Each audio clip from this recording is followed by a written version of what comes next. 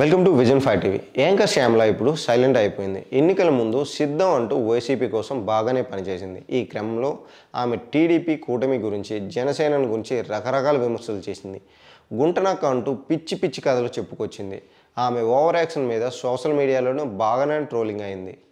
ఇక కూటమి భారీ విజయం సాధించడం, పిఠాపురంలో పవన్ కళ్యాణ్ అత్యధిక మెజారిటీతో గెలుపొందడంతో శ్యామల వంటి వారి మీద ట్రోలింగ్స్ పెరిగింది. దీంతో దెబ్బకు దిగొచ్చిన శ్యామల సోషల్ మీడియాలో వీడియో పెట్టింది. తాను ఓ పార్టీ తరఫున ప్రచారం చేశానంతే, ఎవ్వరికీ కించపరచలేదని, ఇలా ట్రోలింగ్ చేయడం తగదని వేడుకుంది. అయితే పవన్ కళ్యాణ్ మీద శ్యామల మాట్లాడిన మాటల్ని ఆయన అభిమానులు మాత్రం మర్చిపోవడం లేదు.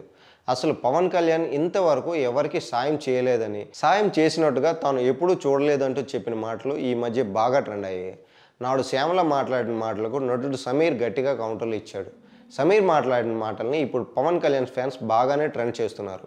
పవన్ కళ్యాణ్ ఎవరికి సాయం చేయలేదా, నువ్వు చూడలేదా, నువ్వు చూడకపోతే అది నీ తప్పు అవుతుందంటూ సమీర్ కౌంటర్లు వేశాడు. తన కళ్ళ ముందు జరిగిన ఘటన అంటూ ఓ విషయాన్ని చెప్పుకొచ్చాడు. ఓసారి పవన్ కళ్యాణ్ పేపర్ చదువుతూ అందులో ఓ న్యూస్ చూశాడంట. ఆర్థిక పరిస్థితుల వల్ల ఓ అమ్మాయి చదువు ఆపేసిందని.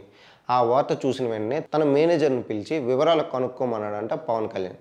అలా ఎంతోమందికి పవన్ కళ్యాణ్ సాయం చేశాడంటూ సమీర్ చెప్పుకొచ్చాడు.